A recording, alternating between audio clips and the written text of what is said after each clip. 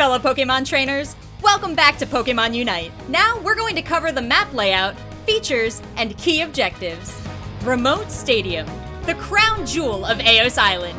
There can be a lot to take in here for a new trainer, so let's go over key areas, mechanics, and objectives to get the most out of your game. Let's start by talking about key features of the map. You'll notice the stadium is divided into 3 major sections: a top path, a bottom path, and a central area. At the start of a game, your team will split off to control these areas by defeating wild Pokemon and gaining experience. Be sure to utilize different aspects of the map, like tall grass to hide from opposing Pokemon, and jump pads to quickly traverse to other areas. Each team has 5 goal zones. As you may know, this is where you dunk your Eos energy. But these zones are used for more than just scoring. When you're in a friendly goal zone, your Pokemon will gain a shield, a movement buff, and heal slowly over time, making combat more favorable for your team to ward off opposing Pokemon. Also, when multiple friendly Pokemon are in your enemy goal zone, you and your team will score faster. But that's not the only way to give your team an edge in battle. Let's take a look at the rest of the map and talk about key objectives.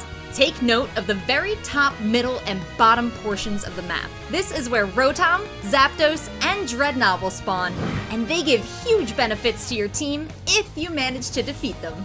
Let's start at the top. This is Rotom. Cute little guy, isn't he? Rotom spawns when there's 7 minutes left in the match. Defeat it, and it will make its way towards an enemy goal. But be aware the enemy team can knock Rotom out before it gets to their goal. Once it arrives, it will score your team up to 20 points and charge the goal for a limited time. That means your team will be able to score goals without the need to charge your Unite Ball, scoring instantly. Plus, the enemy team will no longer be able to heal or gain shields in their zone for the duration that the goal is charged. Now let's take a look at the bottom of the map. This is Dreadnought, an elite Pokemon. Pretty intimidating, huh? This tough Pokemon also spawns at the 7-minute mark during a match. Whichever team defeats it will receive a ton of experience and temporary shields for their team. This opens up a fantastic opportunity for your team to push and score on the opposing team. Once Dreadnought is defeated, it will spawn again after 2 minutes.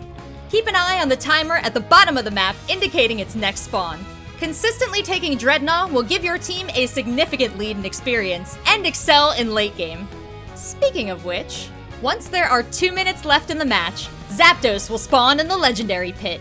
This is often the climax of a match. Taking Zapdos will grant the player that knocked it out 30 Eos energy, and 15 Eos energy will be distributed to each teammate still left in the fight. Plus, all enemy goals will become charged for 30 seconds. What a goal! That's all you need to know for the basics about the map and key objectives. See you next time!